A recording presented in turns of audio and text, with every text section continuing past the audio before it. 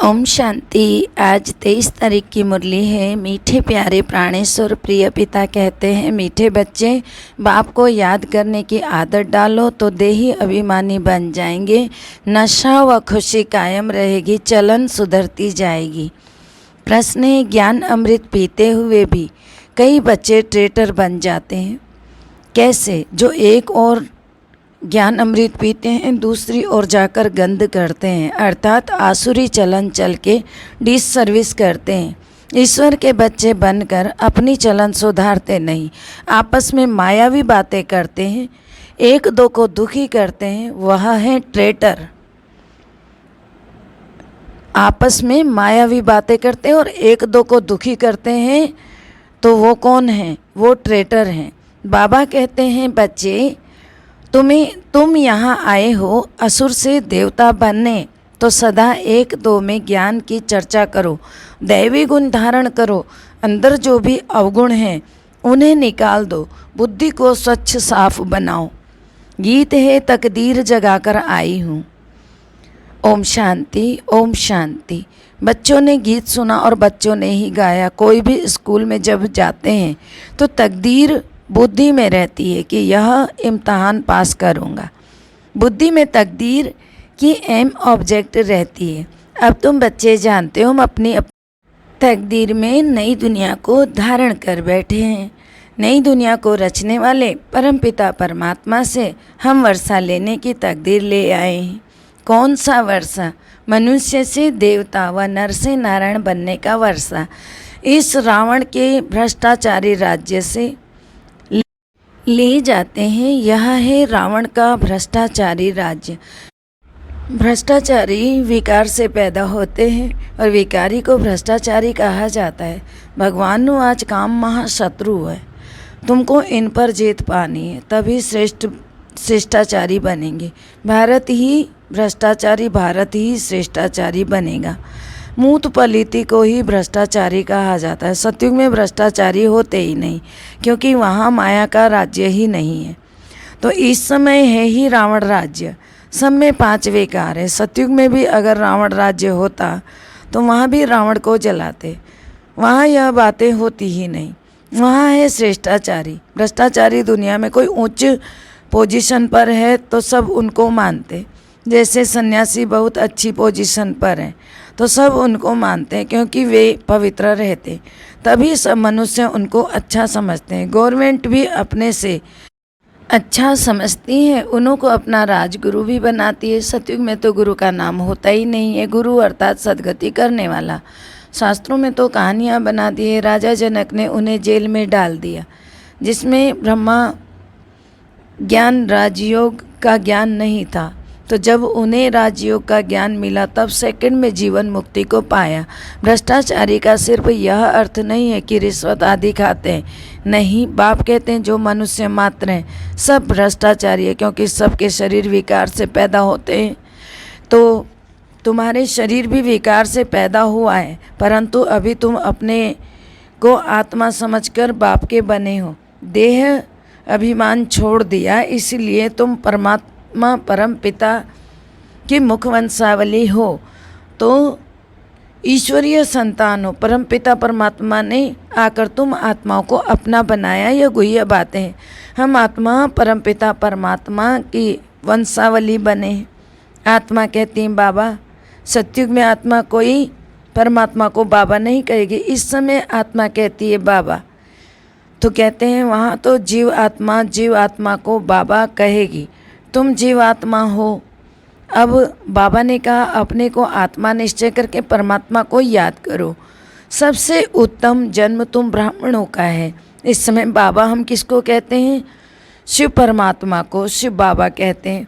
तो बाबा कौन हुआ? परमात्मा स्वयं, परम पिता परमात्मा, जिसको संसार एक ओमकार कहता है, वही हमारा बाबा है। प्यारा प्यारा बाबा, मीठा बाबा।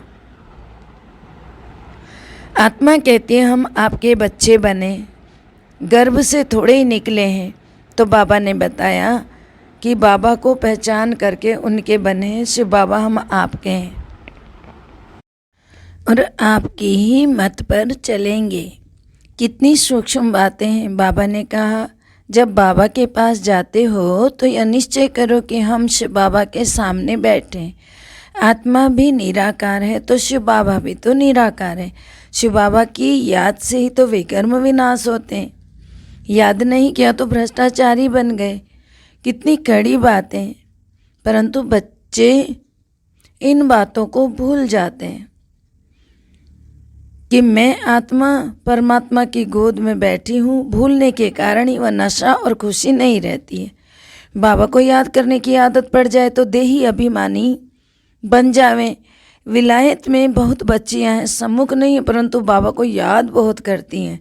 बाबा को बहुत प्यार से याद करना है। जैसे सजनी साजन को प्यार कितना करती है, कितना प्यार से याद करती है। चिट्ठी नहीं आती है तो सजनी बहुत हैरान हो जाती है। तुम सजनियों को धक्का खा खा कर साजन मिला है तो याद अच्छी रहनी चाहिए ना। चलन भी बड़ी अच्छी चाहिए। फिर आसुरी चलन वाले का तो गला ही घुट जाता है। बाबा चलन से ही समझ जाते हैं, यह याद नहीं करते, इसलिए धारणा नहीं होती है। सर्विस नहीं कर सकते तो पद भी नहीं पा सकेंगे। पहले पहले तो बाप का बनना पड़े, बीके बनना पड़े। बीके को जरूर शिव बाबा की याद रहेगी, क्योंकि दादे से वर्षा लेना, याद में रहना बड़ी मेहनत है। ऐसे कोई मत समझे कि भोग लगता है, हम वह खाते तो बुद्धि योग बाबा से लग जाएगा। नहीं, यह तो शुद्ध भोजन है, परंतु वह मेहनत ना करे तो कुछ भी नहीं हुआ। श्रेष्ठाचारी याद से ही बनेंगे। पवित्रता फर्स्ट है और याद भी जरूरी है। आत्मा को शुद्ध बनाने के लिए योग का बल चाहिए। पानी में स्नान आदि करने से तो पावन नहीं बन सकते, क्योंकि पतित आत्मा ही बनती है। ऐसे थोड़ी कहेंगे कि जेवर झूठा है, सोना सच्चा है। वो लोग तो समझते हैं आत्मा शुद्ध है, जेवर अर्थात शरीर झूठा है। उनको हम साफ कहते हैं, परंतु नहीं। आत्मा अगर शुद्ध होती तो शरीर भी तो शुद्ध मिलता। आत्मा ही अशुद्ध है, इसीलिए शरीर अशुद्ध है। तो यहाँ एक भी श्रेष्ठ नहीं है। सत्युग में ऐसे नहीं कहेंगे। तो वह तो देखो संपूर्ण निर्विकारी संसार है। चोला विकारी हो तो आत्मा फिर पवित्र कैसे हो सकती है। सोना पवित्र है और जेवर झूठे बने, यह कैसे हो सकता है। यह अच्छी तरह समझाना है। इस समय कोई भी श्रेष्ठाचारी नहीं है, बाप को भी नहीं जानते और पवित्र भी नहीं है। तुम बच्चे जानते हो कि गरीब ही गुप्त पुरुषार्थ करके राज्य भाग्य लेते हैं, बाकी तो सबका विनाश होना है। यह ज्ञान है भारत के लिए। बाबा कहते हैं मेरे भक्तों को यह ज्ञान सुनाओ। शिव के पुजारी को या देवताओं के पुजारी हों तो फिर उनको सुनाओ। दूसरे धर्मों में भी बहुत कन्वर्ट हो गए, उनसे भी निकल कर आएंगे। मूल बात यह है यहाँ की पवित्रता। तब तो अपवित्र मनुष्य उनको अपना गुरु बनाए माथा टेकते हैं ना। परमात्मा तो एवर पवित्र है, हमेशा पवित्र है। उनको संपूर्ण निर्विकारी भी नहीं, वो तो विकार नाम की चीज़ ही नहीं है।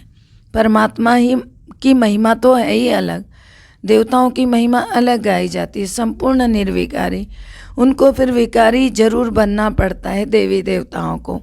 यह बातें बुद्धि में धारण कर फिर औरों को समझाना है। यादव और कौरव यथा राजा रानी तथा प्रजा सब ने विनाश को पाया, बाकी जय जयकार पांडव सेना की हुई। वह है फिर गुप्त। शास्त्रों में दिखाया कि पांडव पहाड़ों पर गल मरे, प्रलय का हिसाब निकाल दिया, परंतु प्रलय तो होता ही नहीं है। गीता का भगवान कहते हैं मैं धर्म की स्थापना करता हूँ, मैं पतित दुनिया में आया हूँ पावन राज्य बनाने, राजयोग सिखाने आया हूँ। यह जो प्रदर्शनी होती है उसमें राजयोग भी सिखाया जाता है। तुम्हारा सारा मदार है समझाने पर। बाबा ने कहा था यह चित्र बनाओ कि कैसे हम राजयोग में रहते हैं। ऊपर में शिव बाबा का चित्र, हम नीचे शिव बाबा की याद में बैठे उनकी मत पर चलते। वह है श्री श्री रुद्र जो हमको श्रेष्ठ बनाते हैं। श्री श्री का टाइटल वास्तव में उनका ही है, इनका शिव बाबा का। यह भारत क्यों इतना गिरा है। एक तो ईश्वर को सर्वव्यापी कह दिया, सब में दिखा दिया, समझ बैठे सब में भगवान है और अपने को ईश्वर मान बैठे। तो तुम जानते हो सतगुरु तो एक ही बाप है ना, उनकी यह जन्मभूमि है। सच्ची सच्ची सत्यनारायण की कथा बाप ही आकर सुनाए, बेड़ा पार करते हैं। बाप कहते हैं पतित पावन तो तुम मुझे ही कहते हो ना, मुझे ही सबको वापस ले जाना है। यह है कयामत का समय, जबकि हिसाब किताब सब चुक कर हम वापस जाते हैं। सब कहते हैं नव भारत नव दिल्ली। अब नव भारत तो स्वर्ग ही था, अब तो नरक है ना, भ्रष्टाचारी बनते जाते हैं। ये समझने और समझाने की बातें। आत्मा और परमात्मा का रूप भी कोई नहीं जानता। भले कहते तो हैं कि हम आत्मा परमात्मा की संतान हैं, परंतु नॉलेज भी तो चाहिए ना। बाप में नॉलेज है, आत्मा में नॉलेज कहाँ है? हम आत्मा कितने पुनर्जन्म लेती हैं, कहाँ रहती, फिर कैसे आती है, क्यों दुखी बनती हैं, कुछ भी तो समझ नहीं है ना। तुम बच्चे जानते हो बाबा हम आत्मा को पवित्र बनाने आए हैं, तो वह देवी गुण भी चाहिए ना। पवित्र बनने वाले गुण भी तो होने चाहिए। मैं देवता बन रहा हूँ तो मेरे में कोई अवगुण नहीं होना चाहिए, नहीं तो 100 गुना दंड पड़ जाएगा। तो पवित्रता की प्रतिज्ञा करके फिर कोई बुरा कर्तव्य करते हैं तो 100% अपवित्र भी बन जाते हैं। सर्विस के बदले और ही डिसर्विस करते हैं, इसलिए फिर पद भ्रष्ट हो जाता है। हमेशा आपस में एक दो में ज्ञान की चर्चा चलनी चाहिए। हम बाबा के पास आए कांटे से फूल अथवा मनुष्य से देवता बनने, बाप से स्वर्ग का वर्षा लेने, यह बात एक दो को सुनानी चाहिए। आत्मा और परमात्मा का रूप कोई भी नहीं जानते, बल्कि कहते हैं आत्मा परमात्मा की संतान है। आत्मा परमात्मा की संतान है, परंतु नॉलेज चाहिए, धारणा चाहिए। जो मायावी बातें करते हैं, किसको दुखी करते हैं, उनको ट्रेटर कहा जाता है। यह भी देखा है ना कि आसुरों को ज्ञान अमृत पिलाया, फिर वह बाहर जाकर गंद करते हैं। ऐसे भी बहुत है जो ज्ञान अमृत पीते भी रहते हैं और डिसर्विस भी करते रहते हैं। वास्तव में तुम सब कन्याएं हो।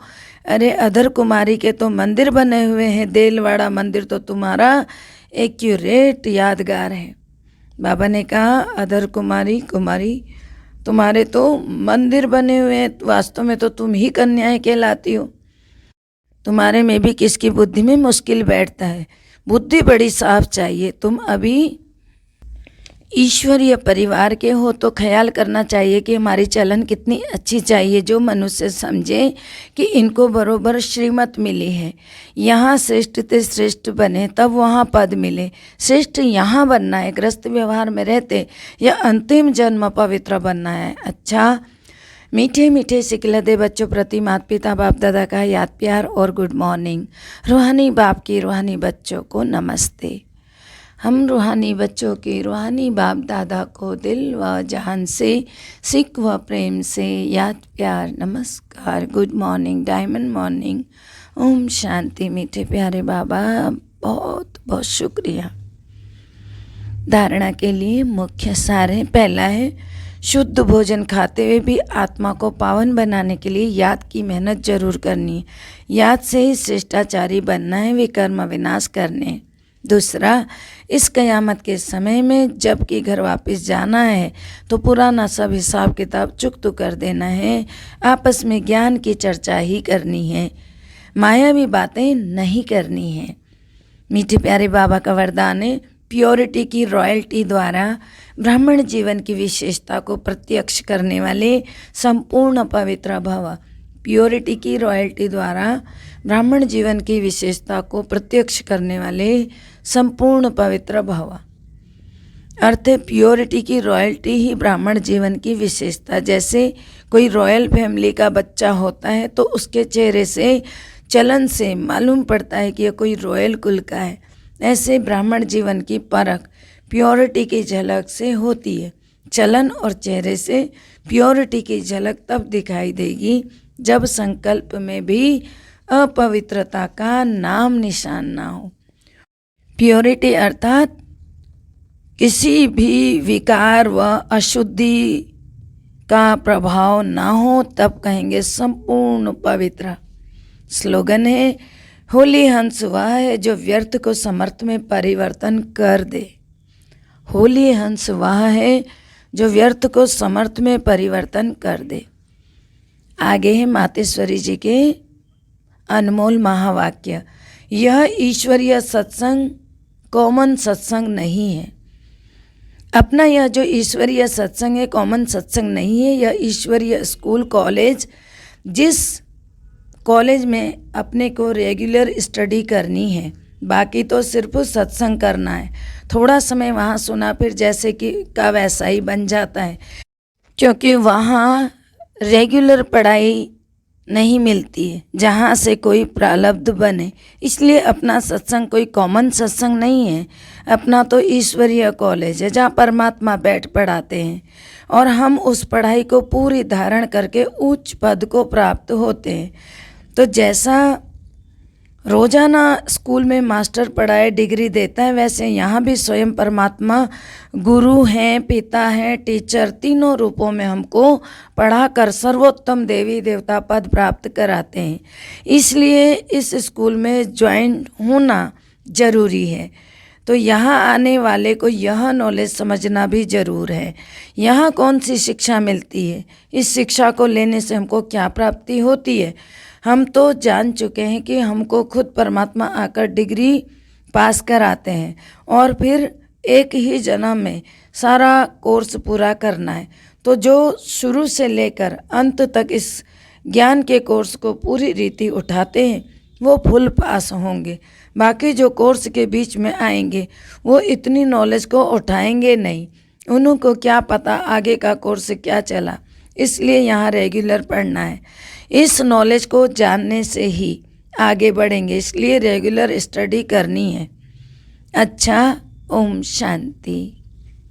सबका भला हो, सब सुख पाएं, सब परमात्मा से जुड़ जाएं, अंत समय में अपना जीवन सफल बनाएं, मुक्ति जीवन मुक्ति को पाएं, सबकी शुभ भावना मनोकामना पूर्ण हो जाए, हो सकेंगे। ओम शांति। अच्छा, ओम शांति।